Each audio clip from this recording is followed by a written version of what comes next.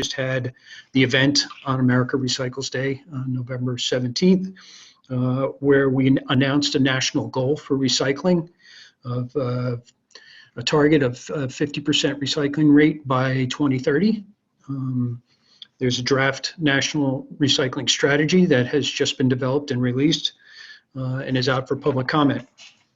In addition to the recycling work that we're focused on, is a big piece of the work that we're engaged in is on sustainable management of food.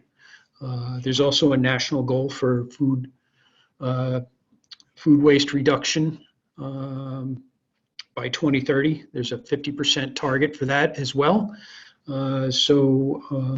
Myself and my staff have been engaged in the sustainable management of food work heavily. Other areas of focus within our sustainable materials management program include electronics, the built environment, which includes C&D, packaging, greening sports, and the implementation of our national SMM challenge programs. These are voluntary programs that are run by EPA to engage stakeholders in voluntarily implementing sustainable materials management practices. These include the Food Recovery Challenge, the Federal Green Challenge, our Electronics Challenge, and of course our WasteWise program, which is sort of the granddaddy of the SMM programs and has been around for some time. We're also continuing to engage with our states on getting measurement information. As you know, we publish a report every 2 years on the recycling statistics and solid waste management in the United States. And it's very important that we have data. And so we've been engaged in a voluntary effort with our state counterparts to build a database that contains information that the states collect. We're also engaged in the implementation of various different grants in our Sustainable Materials Management Program. We recently just announced anaerobic digestion grants to promote anaerobic digestion and end-of-life management for organics, as well as occasionally we do some sustainable materials management grants here in Region 2. For our P2 program, P2, which means pollution prevention, is really focused on source reduction, and it's mostly focused on hazardous substances and pollutants, as opposed to non-hazardous solid waste, which is our sustainable materials management work.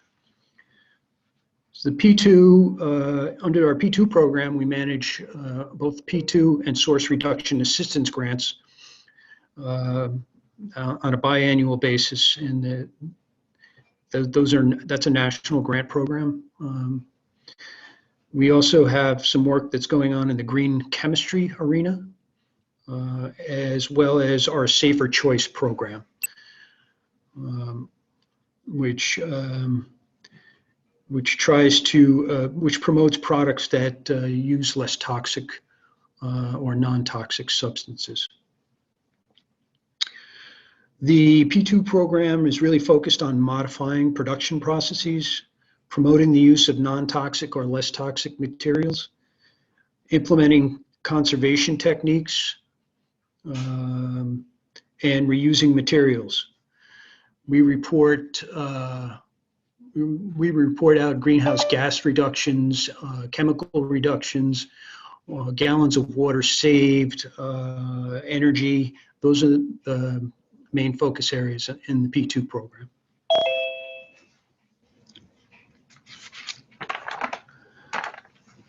So I understand, I didn't have anything formal planned for today. I just wanted to make a few brief remarks and then open it up for comments. But I understand the focus here really is to talk about employment and opportunities that may exist within the sustainability solid waste. I personally am a geologist by training, so you know, there's opportunities in that arena as well.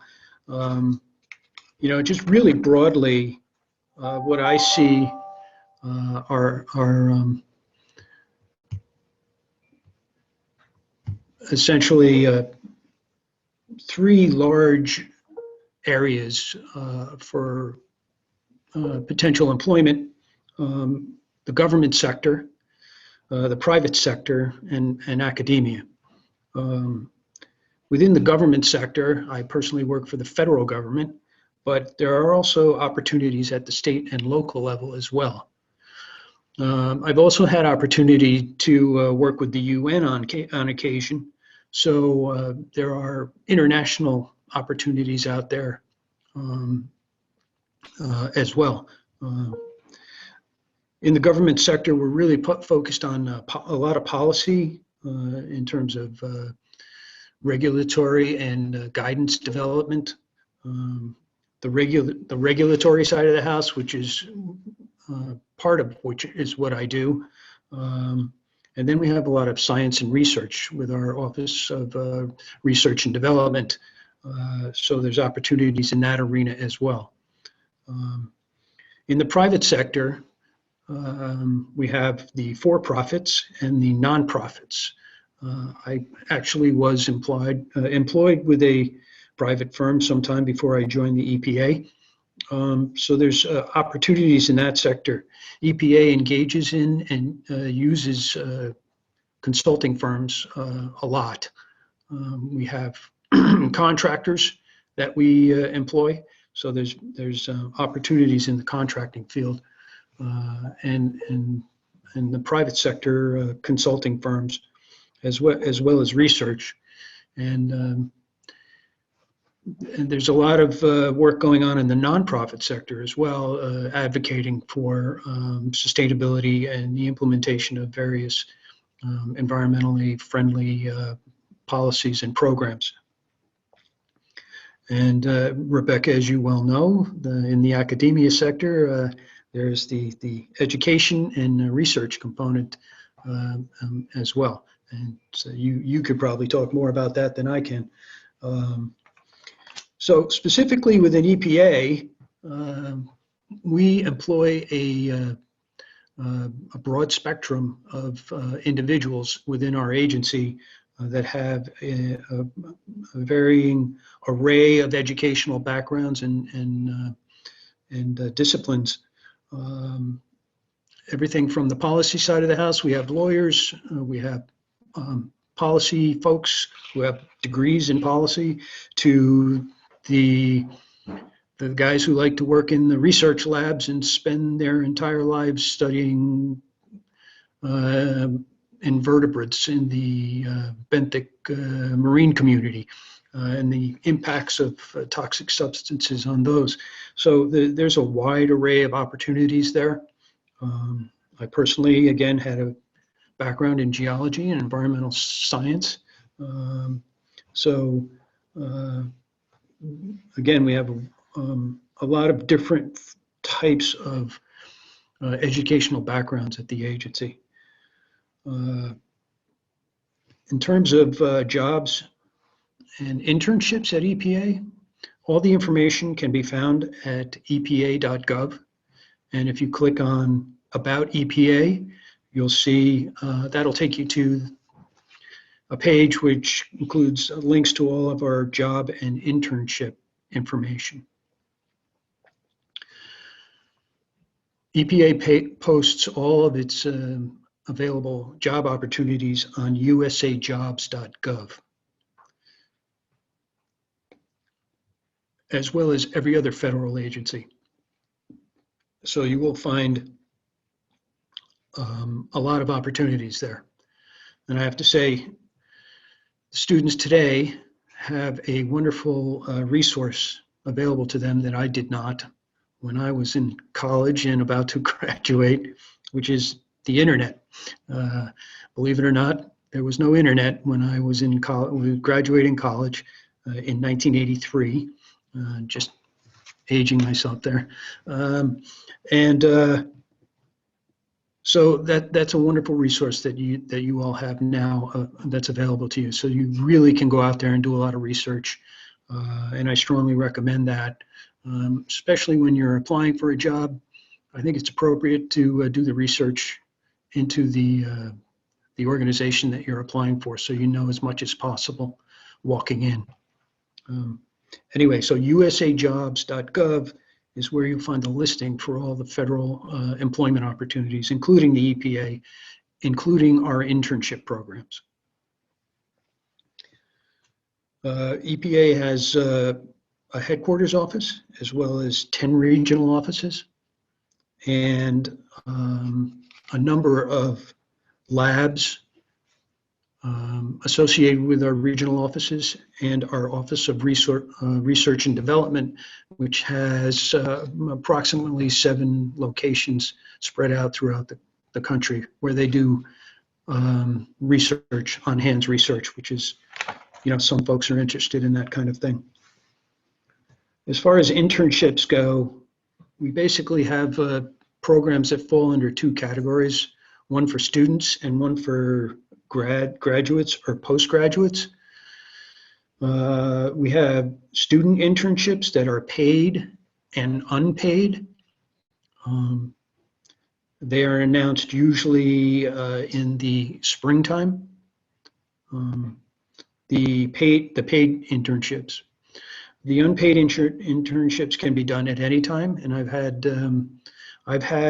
the fortune and benefit of having both paid and unpaid interns in my program, including our next speaker, Ms. Ali.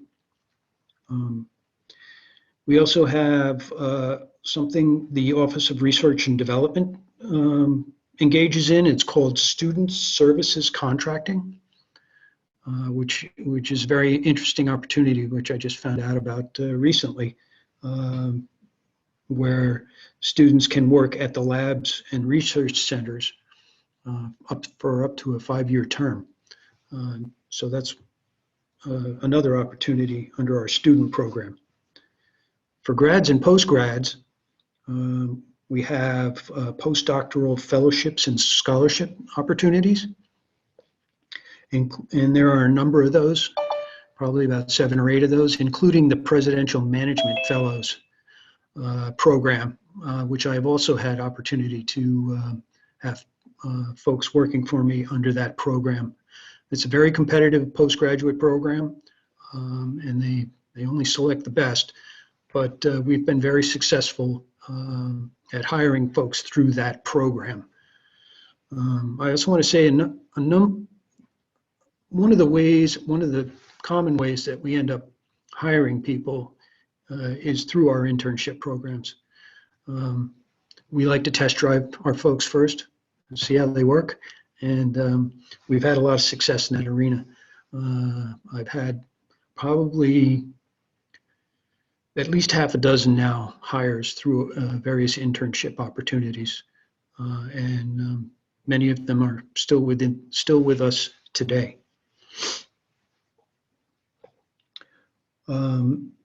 There's also opportunities for those who are interested in law.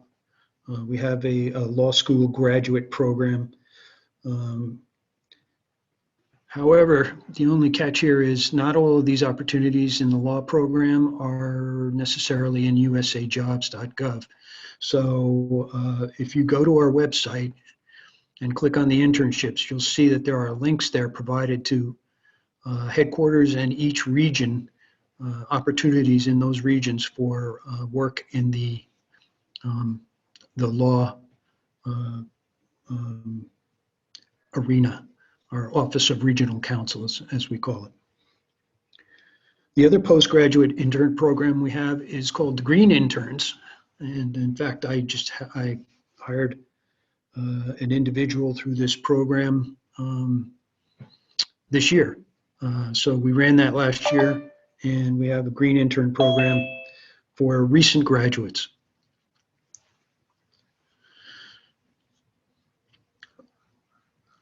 So I have a staff person right now who's just been made permanent through that program, and I'm happy to have him on board. Another opportunity for hiring that we do is we can directly hire Peace Corps returning Peace Corps folks, and we have used them in the past. Find that to be a very convenient and rewarding process, since we're able to directly hire without going through a competition process. So, and of course, the agency also has programs for hiring people with disabilities, seniors, as well as veterans. So that's basically what I was going to cover, Rebecca. So if anybody has questions that they want to, I'll be happy to take any of those. Dale, thank you. That was a lot of wonderful information. I typed up some of the items that you suggested in the chat, so that people could see some of the opportunities. And so people, with the notes that I've put in there, if you want the students to maintain the notes that I took, you can just save the chat, and you'll be able to have those notes. So there's a lot out there that are through EPA, various means for different types of job and internship opportunities. This is wonderful. And I guess I'll ask a quick question first and then open it up to the audience, in particular the students. If I'm interested, since there is so much information out there, where would you, and maybe Zarine can help with this, I should probably introduce Zarine.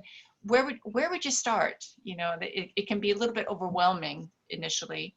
How you know, where would you start to look in order to find out something that resonates with me? That might be. Yeah, certainly. I would go to, if you're interested in the EPA specifically, you know, our website, epa.gov, and click on About EPA, and that will talk about job opportunities and internships. But I also want to say that there are other federal agencies that employ people in the environmental and sustainability discipline. As some folks may not know, but the Department of Defense and Department of Energy both have very large environmental programs, in fact, larger than the Environmental Protection Agency itself. So I strongly suggest usajobs.gov, because all federal agencies list there, and obviously the wider the net you cast, the more likely you are to be successful.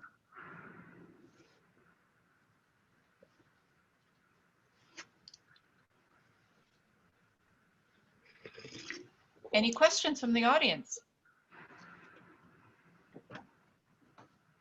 You can unmute yourself and ask.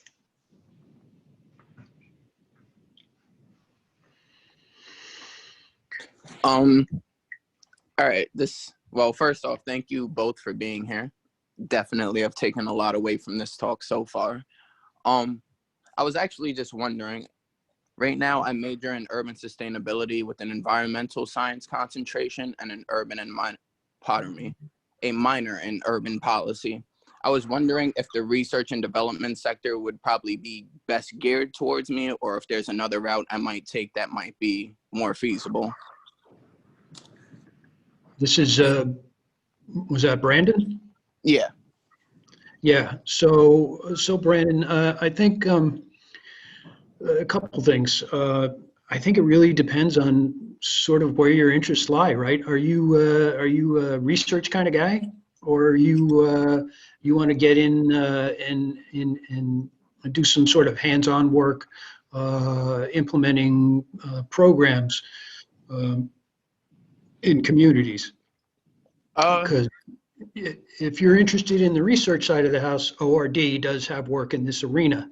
If you're interested in implementing programs, the agency does have a community-based program, and every region has a component of that, where we're trying to work with communities on various different topics, such as local foods, local places, and trying to make communities more sustainable, planning and development and things like that.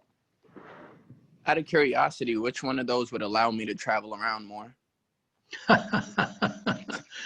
Probably the latter, not the research side of the house.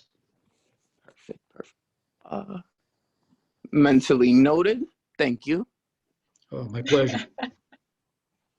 Well, actually, Brendan's question and your answer, I'll bring up topic as to what majors students should go into. So we have the Urban Sustainability Program, which is relatively new. And what we emphasize is what we call the 3 pillars of sustainability, so that students become versed in economics, equity, sociology, and environment, and being able to, Right. to be conversant and familiar in these different areas. And then there's like the earth and environmental science, which is more the science focus. And Right. so so they're different perspectives, a lot of overlap, obviously, but Yes. different perspectives. Yeah, we have folks in both who have backgrounds in both arenas, and I would say that also that there's a big difference between the time that I graduated college and now. Back when I was in college, there weren't a lot of these sustainability programs, and very few environmental programs. So that has really developed, and I know that now colleges are offering specifically degrees in this area of sustainability. Thank you. We have a question actually in the chat from Wanju Myong. I apologize if I misspelled mispronounced your name. And he said many positions on websites like SCA and Usajobs list US citizenships as a requirement. Is there any advice to look for jobs that don't require that? So federal government generally requires citizenship status, but that does not mean certainly in the private sector that's required, or there may be opportunities at the state and local level that do not require citizenship. And certainly academia, citizenship I don't believe is required. So there are opportunities out there. The federal government is somewhat restrictive in that way.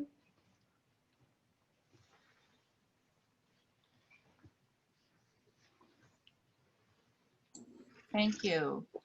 Hi, my name is Deborah Alves, and I have a question about people with disabilities and how can I go about getting a job with the EPA per se, seeing that I have disabilities.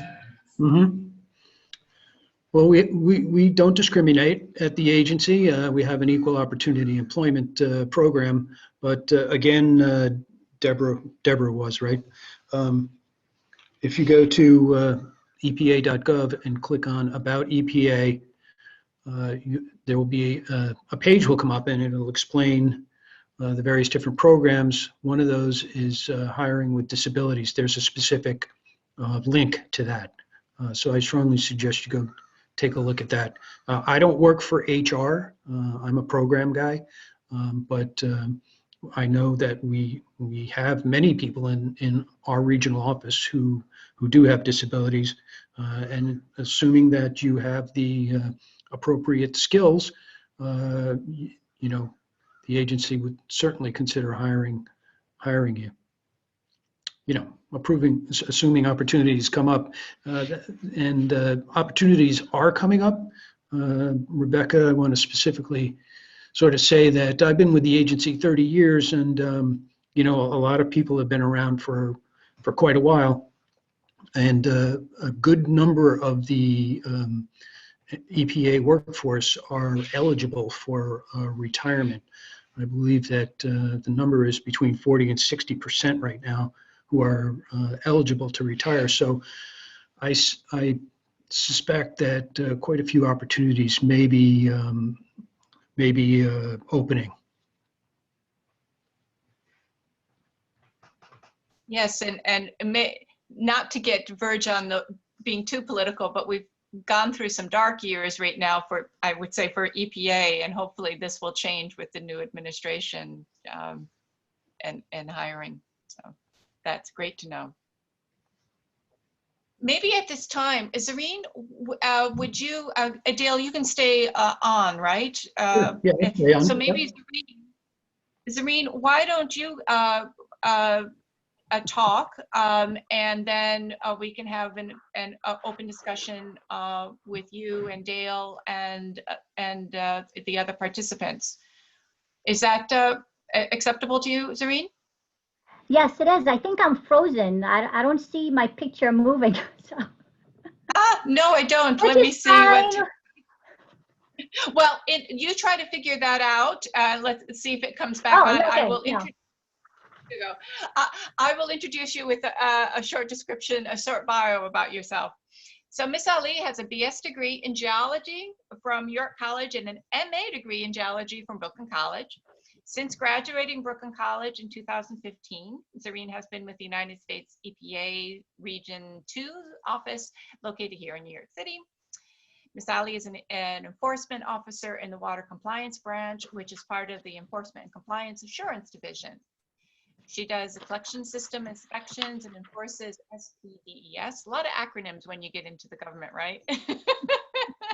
SPDES permits for combined sewer systems and separate sanitary sewer systems. Ms. Ali works for EPA's Office of Regional Counsel to develop and issue administrative orders to municipalities with permit violations.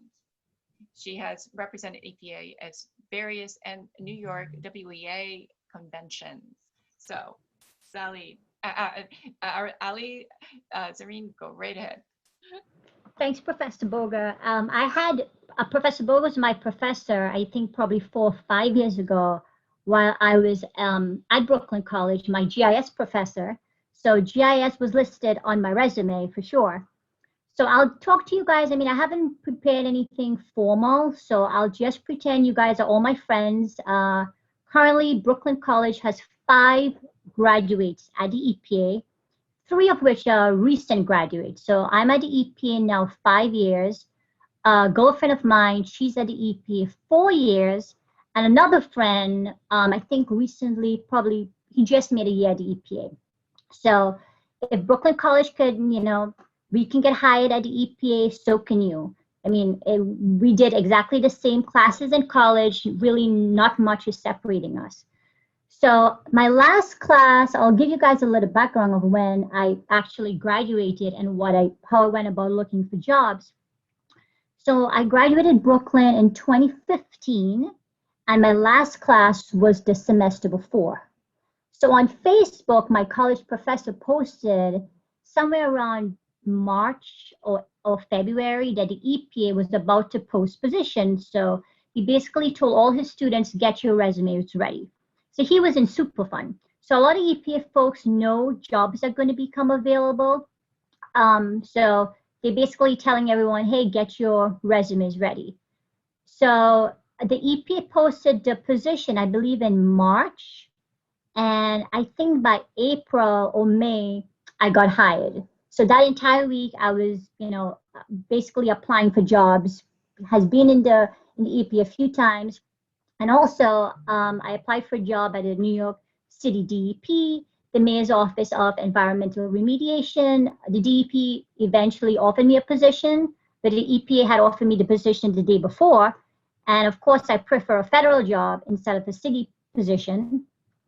And my friends in Brooklyn College, they told me there is a misconception, I think, with the students where students believe that they need to have an MS to get a job, which I graduated with my MA, as well as my other 2 friends who graduated Brooklyn College. A lot of jobs, they don't care which degree you have, they just, a master's degree is a master's degree. There's no differentiation between it unless you want to do research. A lot of, a lot of recent hires at the EPA, they have a bachelor's degree. They don't even have their master's degree. A PhD is good if you want to do research, but depending on what avenues you want to go, there are some private companies, they think with a PhD, you have too much experience, and they know you're not going to stay at that job very long. So there's a good chance they're not going to hire you strictly because they think you're overqualified for the position. They would prefer hire someone with a bachelor's degree, hoping the person is going to stay. So at the EPA, I do enforcement, I do wastewater treatment plant inspections, and I'm more concerned about how flow get to the wastewater treatment plant. So when I go to the wastewater treatment plant, I have a speedies permit, which the state issued to these municipalities. And if there are any violations based on that speedies permit, EPA issues administrative orders. So I'm on the more of the enforcement side of the agency. I made a little bullet points of some things to discuss also. So resume writing, the biggest, I think, a hurdle would be your resume. So while I was in Brooklyn College, one of my professors, Professor Chamberlain, I don't know if you guys had him, I did his portfolio class, and he mentioned every resume has to be different. And I thought, okay, I don't have a lot of experience. How is it possible that my resume can be different? And what he said was 100%, accurate. Basically, these job postings, your resume has to have the words from the posting. So, I mean, the person who is hiring you, that person is not reading your resume. You basically have a computer that's screening your resume for the keywords, and the EPA does that all the time. My resume, when I applied for the EPA, was 5 pages long. It was not 1 page long. You basically put all of the experience that you think is applicable for that job posting. And I stole all the EPA words, all the words from US Job, and I stuck it into my resume, and I tried to link up some kind of experience, which I had basically to show that I had the experience they were looking for. And again, EPA was my first job out of college. So in order to do this, I used my college classes. So I did, the week I interviewed for the EPA was probably 5 different interviews. I interviewed for Superfund, water, air, to be an air inspector also. So basically it was one resume, but a little tweaking. Some of the words were a little different.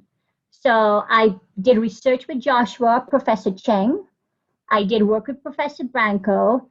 So Professor Branco syllabus, I basically stole his words from his syllabus. It had a really nice, summary of what I did for urban water bodies. His syllabus description is on my resume. I mean, I did thank him for writing a really cool syllabus. I did contaminant hydrology with Joshua. I recommend every student, geology student at Brooklyn College, to take that class because it looks really good on your resume if you have contaminant hydrology. So resume, it's going to count a lot. And you guys might have a resume, you think your resume is good, but probably needs a little working on. So I suggest you share it to your friends, you share it to your professors, members of your church who might be working in different industries, who might be able to read it and give you feedback. And whatever feedback you get, don't take it personal. Don't think they don't like you or they're telling you not to, put certain stuff in your resume. They basically have more experience reviewing this than you do. As an example, I was an intern in 2012 at the EPA for a very short time, only 2 months. So when I did my resume, my EPA internship was kind of like in the middle of my resume because I had done it, years before. It was not like a recent internship I did. And while I was in Brooklyn, I worked as a nanny. So I had my nanny all the way at the top of my resume as my recent job. So a good friend of mine, he reviewed my resume and he told me, he said, seeing nanny, I changed the word to make it fancy. I put childcare specialist. So I put it up. He said, no one is going to read at the bottom of the resume. He said, you have done a lot of research in college. You did all these classes. You've done the EPA internship. You need to put that internship at the very top of the resume. So basically, I mean, whatever you put in your resume, that's what's going to help you get an interview. Without a good resume, no one is gonna, you're not gonna get picked up. So definitely resume is the number one in order to land a job. More so than, perfect GPA or whatever, because someone only reads the resume for probably like a few seconds. If they don't see what they like very early on, that resume is going in the trash. And don't pay anyone to write your resume for you. I know there are a lot of services out there, but as I mentioned, each resume is going to be slightly different, and you're going to use the words from that posting, whatever the job is looking for. You basically steal those keywords, because if the resume doesn't have it, the HR person, they don't know what the position is about. Your prospective employer, HR basically gives them the qualified candidates. Don't use acronyms. You're basically writing that resume as though someone who does not know what the position is about. So you basically, trying to make your resume as good as possible. And again, you don't have to stick to one page. If you have a lot of experience, you write everything out. And not lengthy paragraphs also. Try to do little bullet points. You don't want it to seem very wordy, as though someone is going to take very long reading your resume. So I have resume writing, internships, city agencies, as Dale was mentioning, federal agencies, Brooklyn College, I think it's called the Magna Center. They also help students with positions also. I mean, I got emails from the Magna Center. Be very, mindful of what classes you choose in college. For those of you, I don't know your background, but depending on which positions, for example, if you're looking for a geology position, you have to upload a lot of places, they want to see your transcript. If you don't have your geology classes in there, for example, you don't have sedimentation, petrology, the geology classes, and this job is looking for a geologist, you're not going to get hired. So they will look for someone that probably has a bachelor's degree, some sort of background in geology. Networking is always great. There are a lot of, Brooklyn College has events. A lot of different society has it. Facebook is great. Just make sure if your college professor is your friend on Facebook, don't post inappropriate stuff, because if they are your friends on Facebook, they're not going to recommend you for any positions. I'm friends with Joshua on Facebook, so I make sure I don't post anything inappropriate, because I don't want him to see, think I'm crazy. I got crazy since I graduated the school. There are a lot of free online training also. So some of my friends, a very good girlfriend of mine, at one point, she didn't have money to finish all her classes while in Brooklyn. So she basically got $5,000 worth of free training. She's at the EPA now. It's called Strive. So Strive is basically an agency for criminals. She's not a criminal, yet she applied for it and got all these really good OSHA classes, mold remediation. So that was really smart, basically thinking out of the box of how I can get all these certificates and free training to put on my resume for the resume to look good. A lot of different avenues to apply for jobs. And I know you guys are in school, you're busy doing finals, you don't really have time to go online to look for jobs every day. It's very time consuming, and finals are going to be here very soon. So go online and sign up on Indeed and have them send you jobs. I mean, Indeed sends me positions all the time. And you basically put what you're looking for. So be general. You can put environmental sciences. As an environmental sciences, you probably might get more, jobs than geology, although it's basically the same, same types of jobs. You could put sustainability. For the federal jobs, my kind of like title, because of the background in geology, I'm a physical scientist. So if you're on Usajobs, a federal agency site, you can put physical sciences, sustainability, and see what comes up. Just, play around and see what pops up, what positions are available. Asking for references. So those of you who are females, listening in, sometimes women are different from guys when it comes to asking for references. And I know, at least this is my experience, if you ask someone for a reference and they don't respond right away, don't take it personal. For example, you ask professor, Boga for a reference. If you're on final, she's grading papers. Don't think she doesn't want to give you a reference. She's busy. She probably hasn't reached your email. You know, something is happening. So again, I'm doing Professor Chamberlain's portfolio class. And one of my professors who was at the EPA, I sent him a letter. Hey, professor, I need a letter from my portfolio class. I want to stick it in for it to look good. An entire week went by and he didn't respond. So of course I take it very personal. I'm like, oh my gosh, he doesn't want to give me a recommendation. He doesn't know how to tell me. He doesn't want to give me a recommendation. So I told another female friend of mine, she said, no, she's a lawyer. She said, that's the difference between men and women. You know, men ask, women, we feel as though someone doesn't want to help us. She said, send him an email. He's very busy. I did. I followed up a week after saying, hey, professor, I don't know if you got my last email, but I need this reference. Please let me know if you can give it to me. Within half an hour, I got the most amazing reference, which I used for my portfolio class. And I also used him when I was applying for my EPA internship and also when I applied for the EPA position. So, you know, be very mindful of like what time of day you send emails. Also, don't send someone an email 7 o'clock in the morning asking them for a reference. I always try to send emails around 9 o'clock, so it's not too early, where someone might be having breakfast or whatever, or, you know, in a meeting. But, you know, just follow up. You know, don't take it personal if someone doesn't respond right away. And again, if someone doesn't want to give you a reference, you have another college professor, you have, you know, someone else to help you out, you know. So we have asking references, thinking outside the box again. I had a college, a geology professor. He actually graduated from Brooklyn in geology, and he ended up working at the IRS, which you would never believe a geologist is working at the IRS. But he basically did, you know, audit some of the mining companies.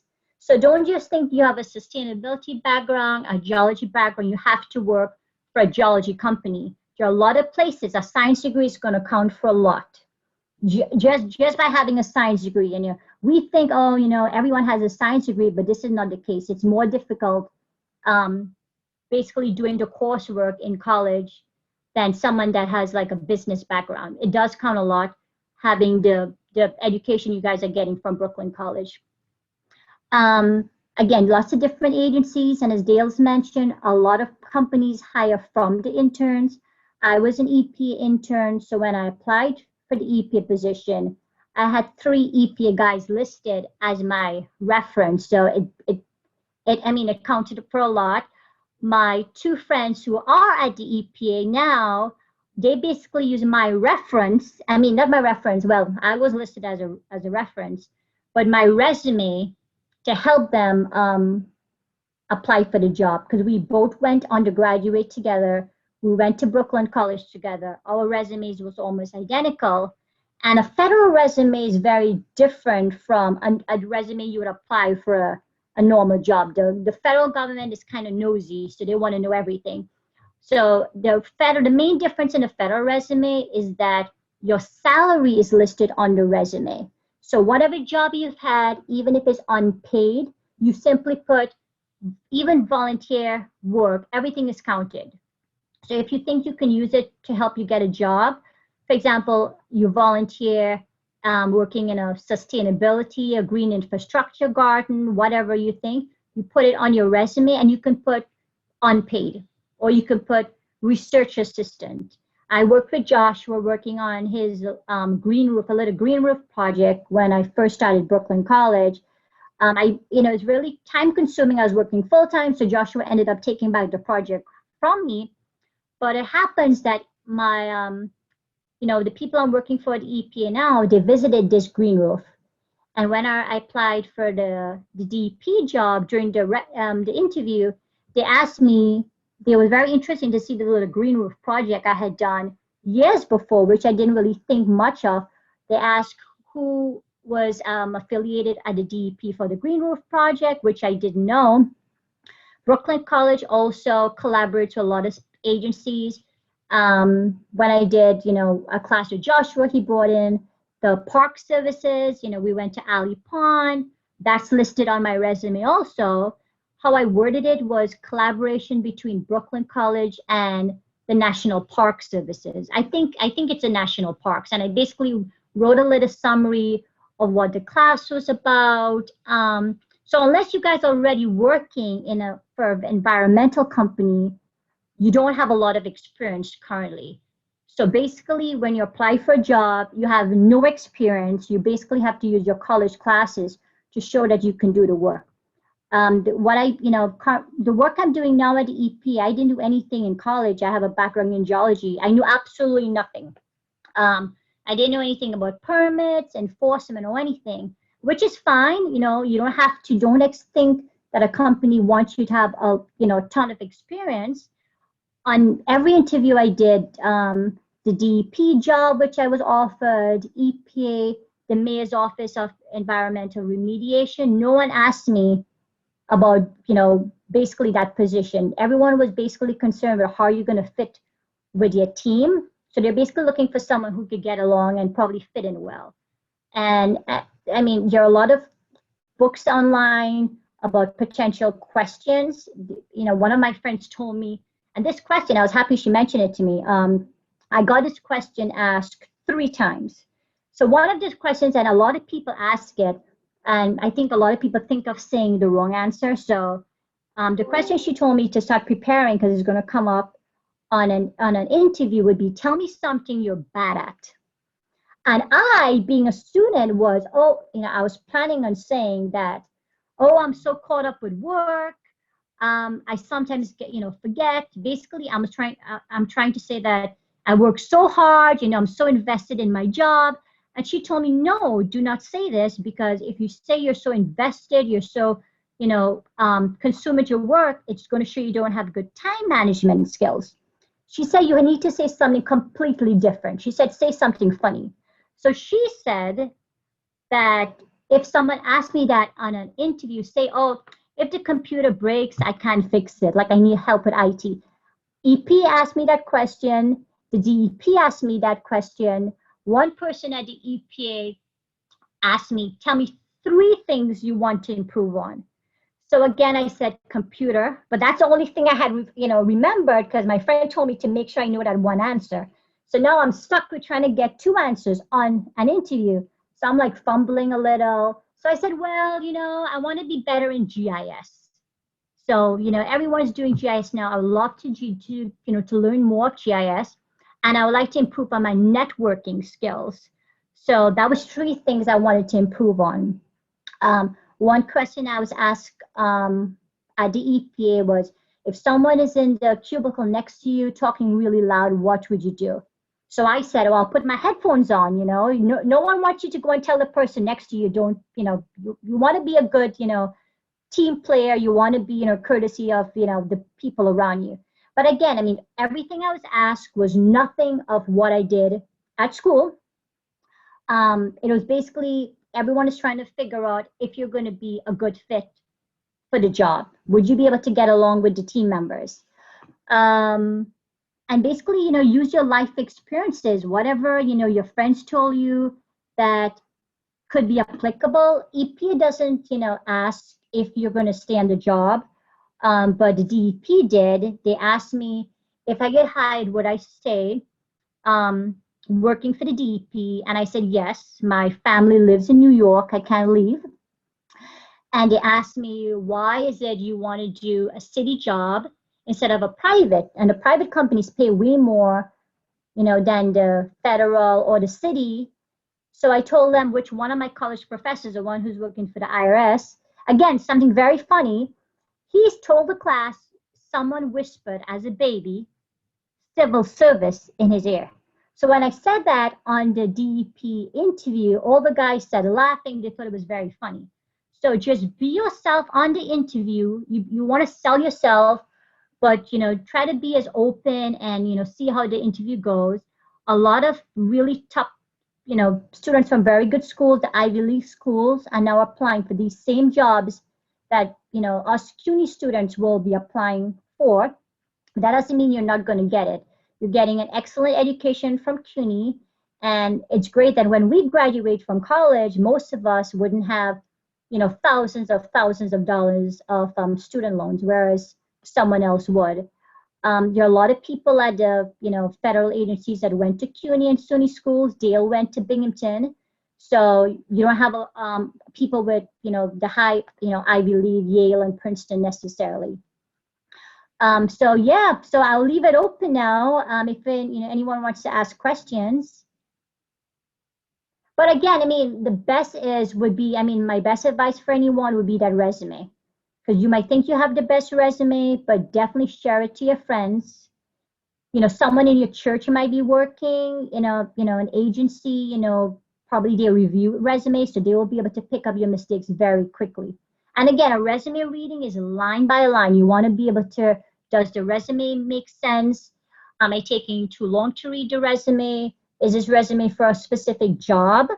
One of my girlfriends was applying for an environmental company. She was in the military, and she sent her resume to me, and everything was about military stuff. She had like a lot of experience, but nothing applicable to that job she was applying for. And all you need to basically is to get into an agency. You guys probably don't have a lot of job experience now, but just get in, be able to put something on your resume. And then if you don't like the job, you can always move around after, 3 months, 6 months, or a year. And don't be picky.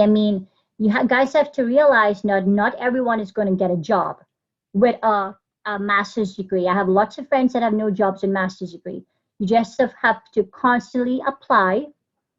Tell people you're looking for a job. You guys are on this call right now. Tell Professor Burger you're looking for a job. If you haven't gotten a job and, she thinks you're a good student, she might be, or your other college professors might know of someone who's looking for an intern, looking for someone for a position. If your friends and your college professors think everything is okay with you, and you have a job, then, probably a very good opportunity might go by. And I asked Joshua, Joshua's listed as my reference also. He's the one who gave me a reference for my EPA internship. I needed a reference basically to give the agency. So he helped me out. I was, my first semester at Brooklyn College, he hardly even knew me, but he did help me out with a really nice letter. Great, thank you so much. From both our presenters, lots of very good hands-on practical experience and advice. Any questions from the audience here? I think there was a question put in the chat. Let me find that. Hold on here. Well, this may, Alhirsch, Malas, what are some opportunities in EPA for geology, earth environmental science, or even oceanography? Oh, definitely a lot. A geology background, you can work probably in, a lot of different divisions. Definitely Superfund is really big. One of our recent Brooklyn College grad, he's in Superfund right now as an RPM. I do enforcement just by having that background. Currently at the EPA, I'm not doing anything geology related, nothing geology related at all. I'm doing enforcement. So if you want to get a job, if you strictly want to stay geology, then you'll probably want to work, you probably get more opportunities at those environmental companies. But my advice is just take whatever good job you can get. And definitely the federal pays well, the city agencies pay well. The private companies, the bigger private companies, you definitely get more money in the long term, but you don't have as much stability as a federal and a city job. Usually federal employees don't really, retire. And once you're in, you're in. It's very difficult, to get fired. Thank you. There's another question. What was your internship like? Yeah, it was great. Dale, I do remember busy doing homework, while at the EPA because I was in Brooklyn College. But it was great. Dale took me a lot of meetings with him. I did a lot of networking. He told me don't be stuck in the cubicle, go out and make friends. So I visited on my very last day of my EPA internship, I found out there was a alumni who, we graduated from the same college. So I reached out to him. He came up and visited me. He took me to another guy who, I told him I was doing, geology in college. I think that, although Dale says no, the moment I told Dale I was doing geology, that internship interview was done. Although he says no, he thinks the interview was more elaborate. Just by having if a geologist is interviewing you for a position, they would instantly take, an interest in what you're doing. EPA folks are really, really good for the interns. My branch has had interns. Since I do inspections, I take the interns out with me. I don't give the interns any work to do. It's just basically to observe, be able to get a day out of the office. But I mean, some of my friends have had internships and they've had bad internships. So be very mindful of, an internship is basically something to put on your resume, and you try it, to be as good and, good feedback. If you can't list an internship on your resume, then it makes absolutely no sense. You did an internship in the first place because you can't tell anyone about your experience. So whatever, internship you have, find out what people are doing, find out their background, how they got hired at the agency. Probably there's a college class you need to take. So whenever you guys are Indeed, you should start looking at the job postings. Although you're probably not interested now in applying for jobs, see what that job requires. A lot of, environmental positions, you're looking for the 40-hour OSHA class. I did that class specifically to put on my resume because I wanted it to look good. I didn't know if I was going to be at the EPA or whatever. So I ended up paying probably $650 out of my pocket. I did a class 1 week in Manhattan. I got a nice certificate, so I was able to put it on my resume. And again, there are tons of free classes online. I mean, and lots of free training. EPA always has these monthly or quarterly, training. It's free and you get a really nice certificate. A lot of different agencies have free training also. I mean, a simple Google search, you can simply put, free sustainability, training. I think as we're in New York and a lot of people have lost their jobs, Governor Cuomo, I think Coursera has now free training. You just sign up and you get like a link and you can take classes. You don't have to pay for it. It's free for New York City residents. And then you could get a nice certificate to put on your resume. Wow, that's great. Just to give a plug here for internships and for the Brooklyn College students, really encourage you to follow up here in terms of EPA, but also connect with Magner Center. They'll help you with it.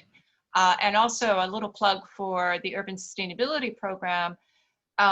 We do, from a private donor, have a pot of money that if you apply through the Magner Center and get submit an application and have a sustainability related internship, you could get some funding for that if it's an unpaid internship. So we also have credit. You can also get college credits for internships. So these are good motivations if you want, and it seems that internships really look good, positive on your resume. Getting that sense definitely from both you, from both our speakers. We have another question here. Why did you want to go for your master's? I think it was just for me like a normal transition. It took me 6 years to get my bachelor's because I was always a part-time student, taking sometimes 6 credits every semester, whereas my friends were taking 20 credits. I was working full-time, so luckily for me, I mean, I graduated college without any student loans. I basically paid my way through college. So I graduated York College in 2011, and the very next semester, I believe I started Brooklyn College.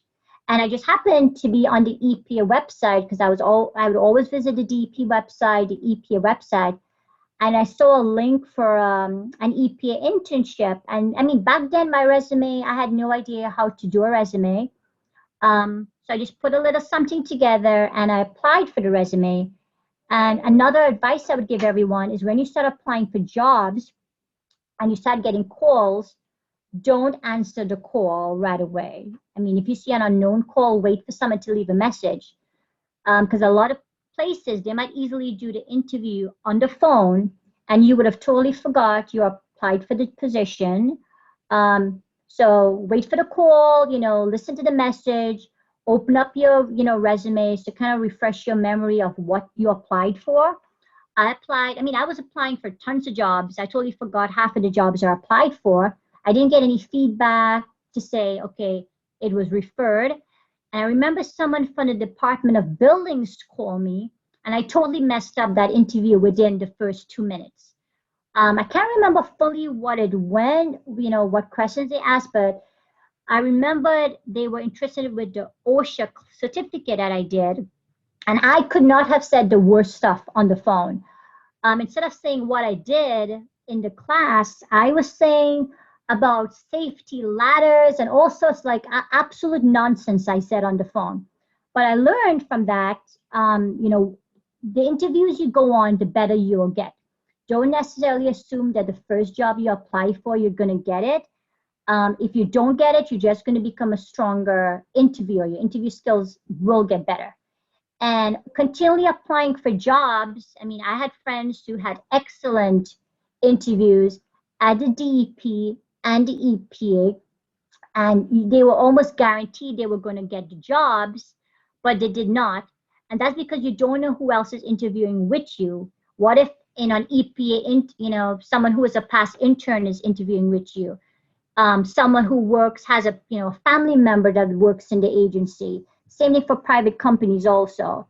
So, I mean, you guys are doing sustainability, you're doing geology, but the end result really of graduating college is getting a job. So whatever field you end up getting into, it could be something you didn't even plan.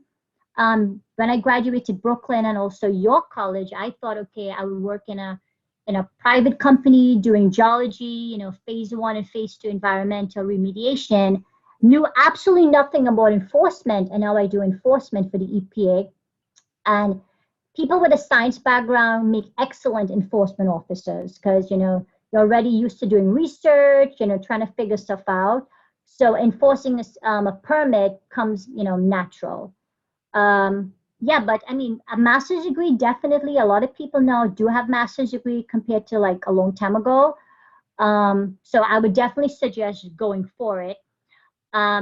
If you finish college, you have your, about to graduate and you want to enter the workforce, that's fine. A lot of companies will pay for you to get your master's degree. There was someone in my branch recently, the EPA paid for her to do her master's. So at a very expensive, private college. So nothing came out of her pocket. I've had friends at Brooklyn College. They were interns at a private company. They then got hired. And they were doing their masters in the night because Brooklyn College is great. The classes are very flexible. The professors are very mindful of, okay, students might be working during the day. I worked full-time during the day. I could not have taken a class at 12 o'clock. So after working full-time, I was in, Professor Boga's class at 6 o'clock or whatever time it was, doing GIS in the night. So it's definitely a sacrifice, but if you get a job while you're in school, take it. Because you're definitely, a shoo-in. With probably a master's degree, you might get more pay while you're in the job. But basically, with a master's degree, you're going to be applying for a job that someone with a bachelor's degree, is also applying for. So if you see a very good position, and as Dale mentioned, a lot of EPA folks are going to be retiring. And it's not just EPA you can work for. There are a lot of different federal agencies, Definitely check Usajobs. Set up a profile, and apply for whatever. And if you guys don't have any commitment to New York, you can. There are 10 EPA regions. You can easily get something in a different region, and you can always move back to New York later if you want to. Once you're in, a federal agency, you're in a city agency, you can move around. Excellent advice. We have another question for you from Renata.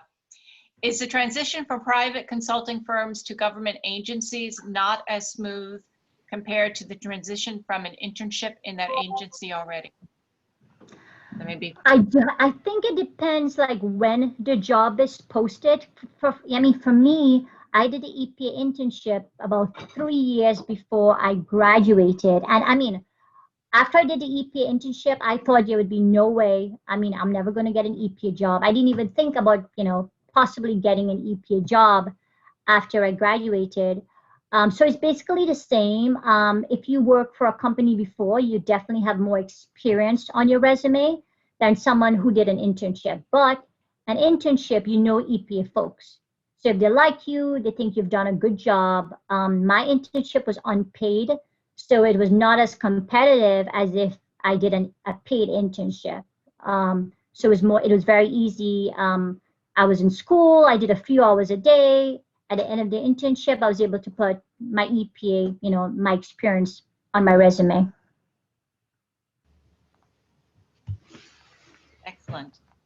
Another question, what would you recommend as a starting point for someone who doesn't have a strong resume?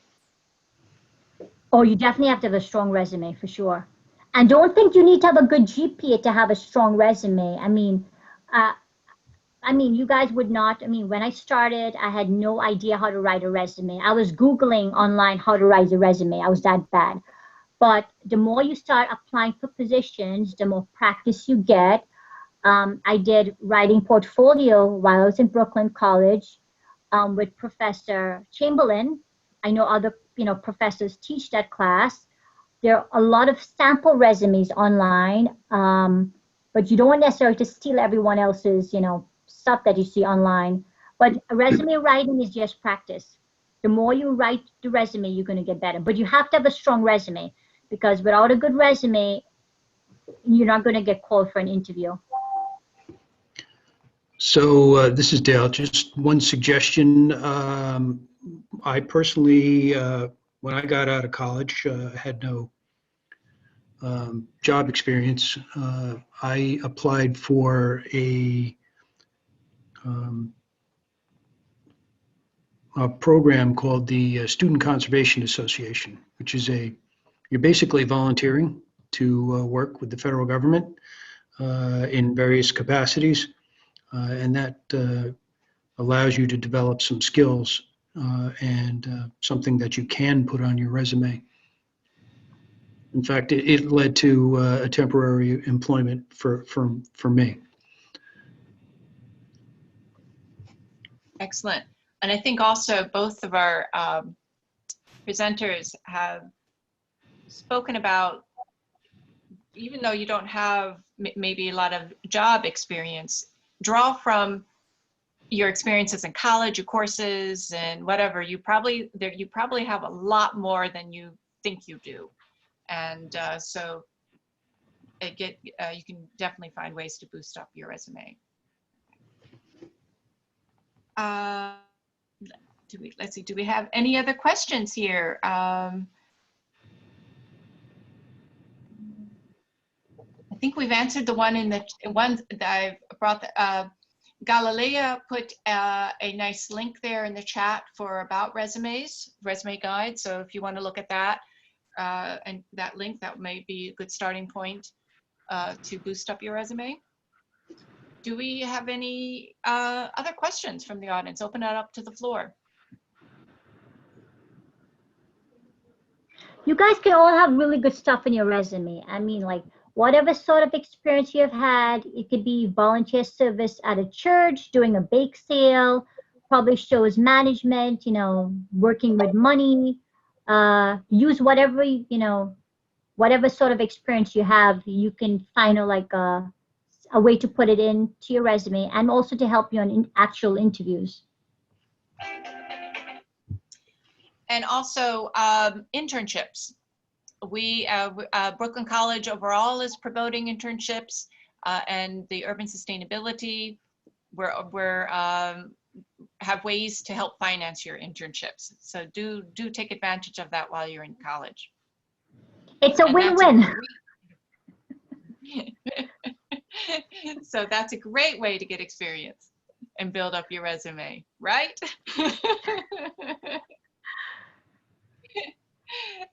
Any other questions?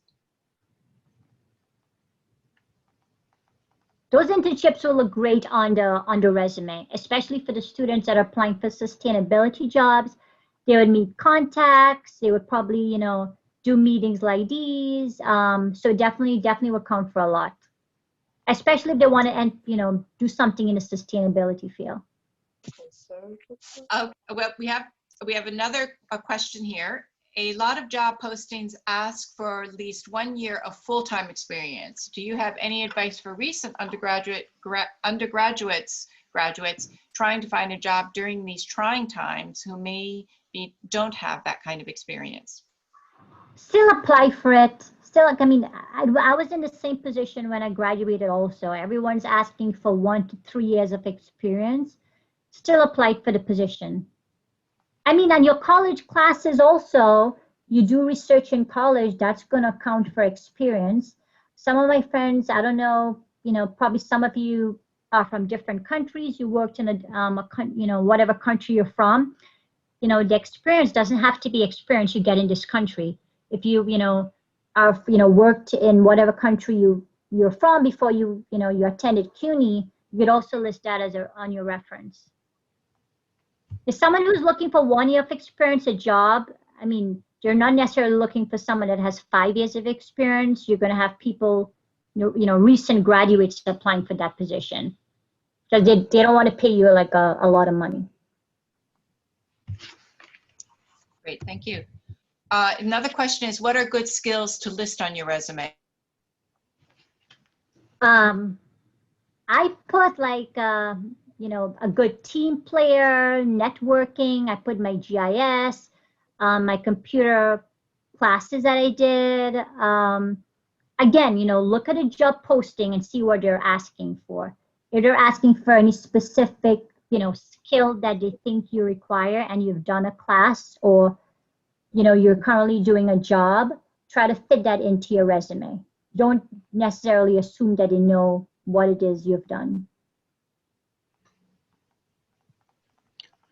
That's great. I'm also going to put a link in the chat for the NACE list of competencies. These are soft skills, but career readiness competencies that gives you some teamwork, digital technology, critical thinking. These are all very important skills that hopefully you are building in your academic career. Maybe treat your college as your job, and you're learning these different skills in your job, right? Oh, definitely. Brooklyn College was great, preparation for, getting a job after, it was definitely great. I definitely learned a lot. I mean, and the question earlier on why I did my master's, I think I was more prepared for the, the outside world after getting the master's degree than I did, with the bachelor's. Mm-hmm. Great. All of that said, I would say, Rebecca, the trend lately has been to hire folks at the entry level as opposed to folks with a lot of experience. Okay. As the government tries to, people at the entry level are considered moldable, if you will, and so they get on the job training, and I think that's been the trend lately. Good to know. That's hopeful for the recent graduates from college. So that's good. There's also another question. What was the name for you, Dale? What was the name of the society that you recommended to check out? Yeah, that was the Student Conservation Association. Okay. Yeah, I ended up doing a term with the Fish and Wildlife Service for 3 or 4 months, which led to a temporary job. But they have opportunities all across the United States, and some of them are in very awesome locations. So you basically, they pay you a stipend to do voluntary work for them. Excellent. Let's see if I've missed any questions. Any other questions? Or either Dale or... Do you go by Ali or Zarine? Zarine. Zarine. Right? But a lot of people call me Ali. They call me by my last name, so that's fine also. Okay, okay. I've been calling you Zarine, and I'm like, oh, come on, am I doing this wrong? And I should mention also, when I applied for the EPA job, it was for students who had graduated less than a year ago. So it's, you know, basically recent graduates they were looking for. It was like a recent graduates pathways program. And everyone that got hired when I did, that's what they, you know, they got in with that program. Awesome. Yeah, Well, we've had a number of internships over the years, and they change the names of these things frequently. But there are the current listing is on our website. Green Interns is the program for recent graduates. Green Interns. I'll write that down here. Excellent. Well, any last questions? Because we're coming up to the end of our session, so this has been really valuable. I'm sure. I have been recording this, so I'm gonna, unless someone objects, I'm gonna post this on the Urban Sustainability site for future reference for people if they want to listen to this. Any last thoughts to share with our students before we leave?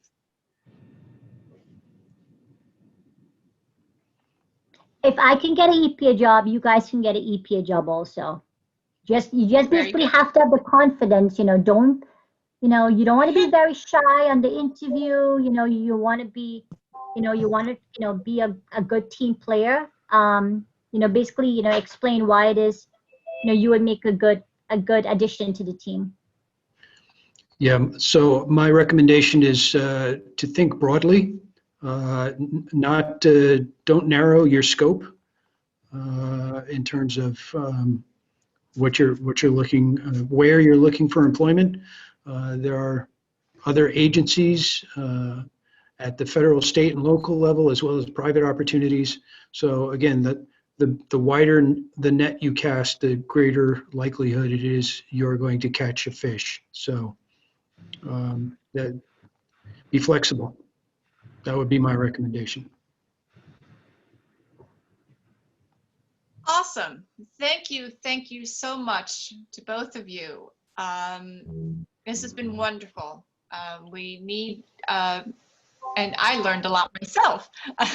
Not that I'm looking for a job right now, but that in order to help students, others who may be coming to me for some advice. So I really appreciate learning from the two of you. Thank you so much. This has been really wonderful. And, thank you. With that, thank you. I will say, have a wonderful day. You too. Bye-bye. Take care, everyone. Take care.